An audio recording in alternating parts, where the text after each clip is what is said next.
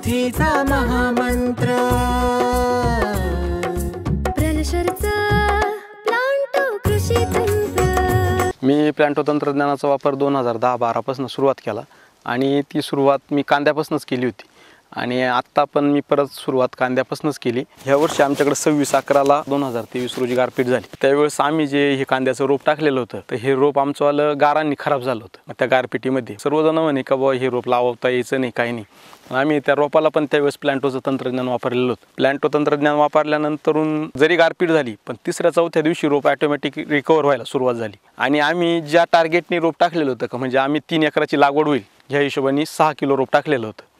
तर 6 किलो रोप टाकल्यानंतर गारपीट झाल्यानंतर आम्हाला असं वाटलं होतं की आमचं क्षेत्र पूर्ण लागणार नाही, पण आज परिस्थिती अशी का आमचंवालं 3 एकर क्षेत्र पूर्ण लागून आम्ही जवळजवळ एक जणाला 1 बिघ्याचं रोप विकलं होतं। आणि ज्यावेळेस आम्ही ते रोप उपटलं तर त्यावेळेस रोपाच्या मुळ्या जसं काही त्याच्यावरती गारपीट झालीच नाही। म्हणजे प्लांटो तंत्रज्ञानामुळे कदाचित आहे ना त्या रोपाची रिकव्हरीसुद्धा इतकी फास्ट झाली का आम्हाला असं वाटलंच नाही ज्यावेळेस रोप आम्ही उपटायला गेलो की याच्यावर गारा पडलेला होता म्हणून।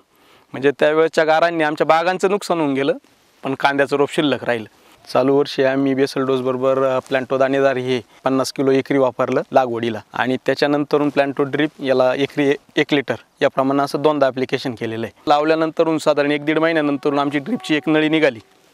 ड्रिपची एक नळी निघाल्यानंतरून तिथली माती वाहून गेली, वाहून गेल्यामुळे तिथले कांदे सुट्टे झाले। तर आम्ही ज्यावेळेस ते कांदे उपटून बघितले तर त्याचीवाली मुळी जवळजवळ 1-1.5 फुटापर्यंत लांब झालेली होती। आम्हाला कांद्यामध्ये असा बदल जाणवला त्यावेळेस की ज्या क्षेत्रात वापरलेलं होतं त्या क्षेत्राची मांड आणि कांद्याची पात एकदम चांगली झाली होती। आणि आज ज्यावेळेस कांदा हार्वेस्ट झाला आहे कांद्याची साईज एकसारखी आहे, कांद्याची गोलाई एकसारखी आहे, एकदम लाल कलर डार्क लाल कलर आलेला आहे। आणि दरवर्षी आमच्या जे 1 एकर क्षेत्रामध्ये आम्हाला जे उत्पन्न मिळायचं की जसं आमच्यावाल्या 6 ट्रॉल्यांपर्यंत ट्रॉल्या निघायच्या हॉर्लिकच्या तर त्या ह्या वर्षी कुठेतरी असं वाटतंय का 7 ट्रॉल्यांपर्यंत पण निघल आणि त्याच्यामुळं 1 ट्रॉलीची तर वाढ 100% झालेलीच आहे। म्हणजे एकरी साधारण 25 ते 30 क्विंटलची वाढ आम्हाला अपेक्षित आहे आता चालू वर्षी कांद्यामध्ये। तर मंडळी श्रीयुत भारत मोगल यांना 3 एकरांमध्ये अपेक्षित 90 क्विंटल कांदा जास्त झाला आणि त्यांना सरासरी 2000 रुपये क्विंटलप्रमाणे भाव मिळाला। म्हणजे त्यांना 1,80,000 रुपये जास्तीचं उत्पन्न झालं प्लांटो कृषी तंत्रामुळे। तर शेतकरी बंधूंनो, प्लांटो कृषी तंत्राच्या वापरासह इतरही माहितीसाठी जरूर संपर्क करा।